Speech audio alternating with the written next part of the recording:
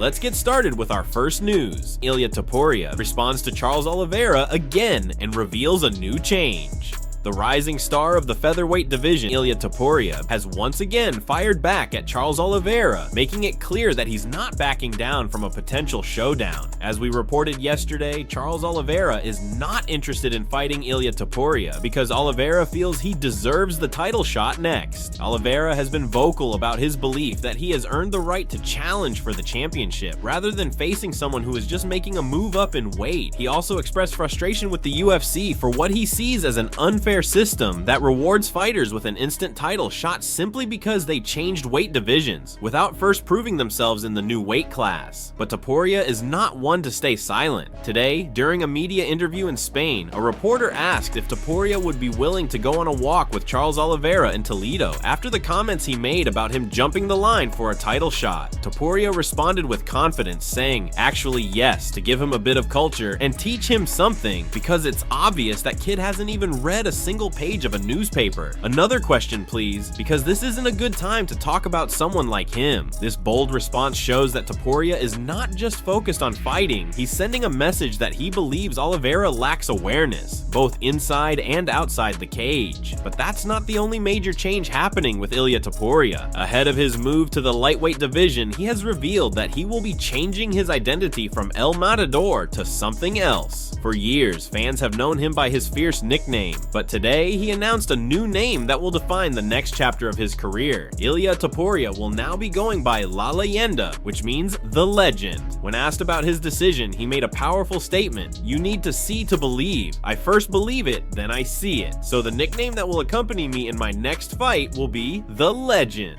What do you guys think about this new nickname? Does it suit him? Let us know down in the comments section. And the honors don't stop there for Ilia Topuria. The City Council of Toledo, Spain, has announced that a street will be named after him as a tribute to his incredible success. This is a major recognition, cementing his legacy not just in MMA, but in his home country as well. Ilia reacted to the news with deep gratitude, saying, "It fills me with emotion that I have been given this privilege in a city like Toledo, which has welcomed three cultures. Having a street here for me is an honor. It's for me and my whole family. I feel incredibly grateful because these days don't happen every day. I relate it to my emotions because I had to go through a long journey to reach this day. This is a huge moment for Topuria, and it's clear that his impact extends far beyond the octagon." Moving on to the second news, Ariel Helwani talks Edwards versus Ian Gary, Sean Brady versus Belal Muhammad 2. The MMA world is buzzing after Ariel Helwani shared his thoughts on the future of the welterweight division,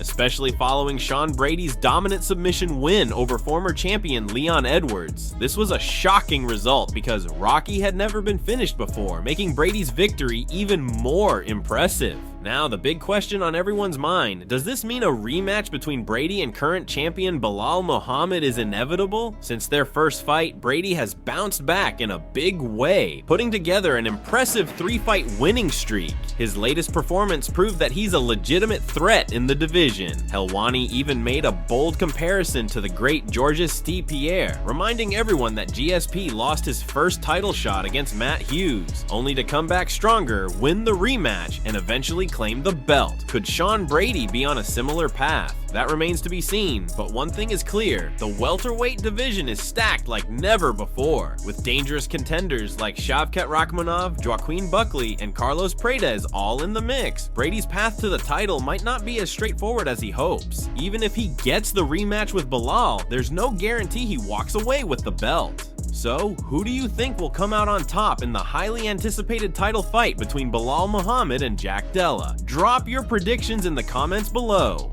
Now, let's talk about Sean Brady as a fighter. This guy is a different kind of wrestler. Like he mentioned in his post-fight interview, he was walking around at 195 to 198 pounds on fight night. That's massive for a welterweight. He may be short, but he's built like a tank. He is pure American twisted steel. And let me tell you, I would sign up right now for Sean Brady versus Belal Muhammad 2. That's a fantastic fight. And I know there's this fun narrative out there that I don't give give Belal his flowers, but let's be real. Belal was the guy who was getting screwed for years. He deserved to be a title contender way before they finally gave him the title shot. And when he got the opportunity, he delivered. He won that fight fair and square. As for the whole debate about the time difference in July, listen, I had my questions, and I own up to that. But looking at it now, that performance from Leon just ages worse. And for Belal, it ages way better. And now, the big question, if they make Sean Brady versus Shavkat a #1 contender fight, what happens next? Do you book Leon Edwards versus Ian Gary? Kamaru Usman versus Colby Covington? What's the next big move in this stacked welterweight division?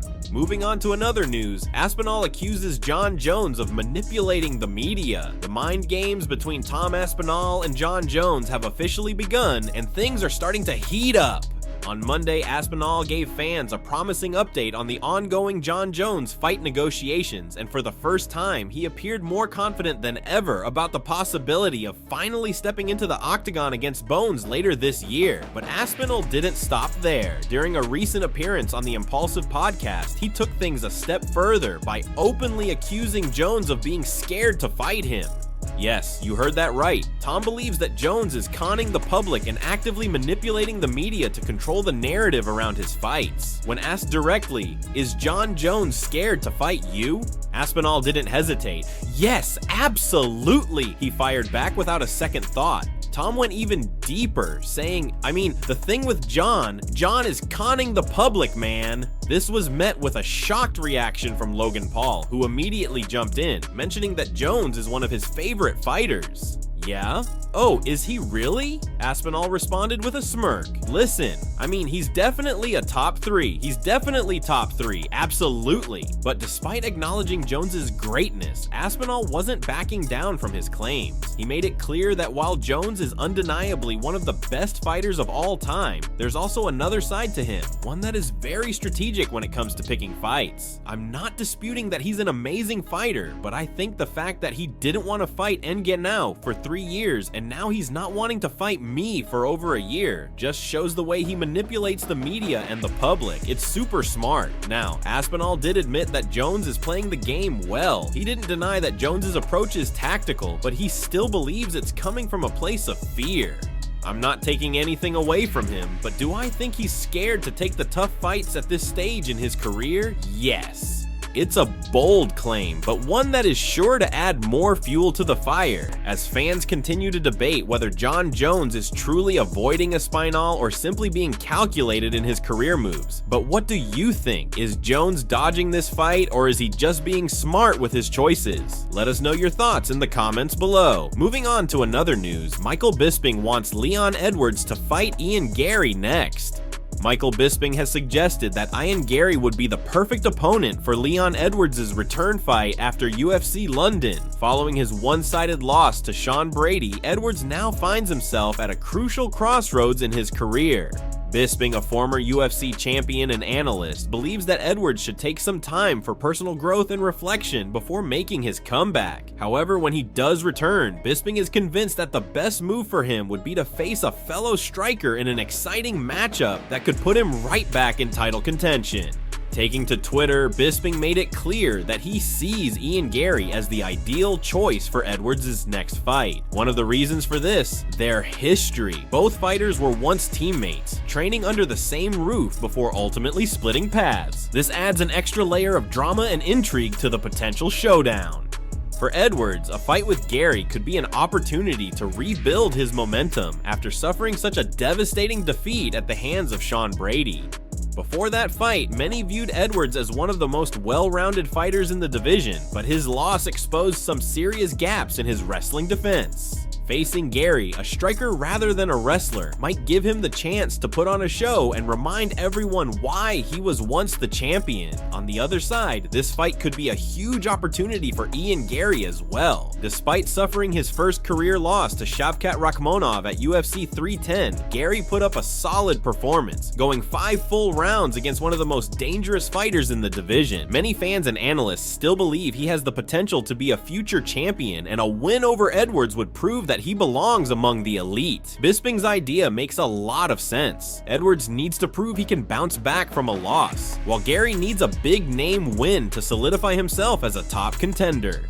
The stylistic matchup is perfect, two high-level strikers going head-to-head in a fight that would be guaranteed to deliver fireworks. But what do you think? Should Leon Edwards take on Ian Gary in his return fight?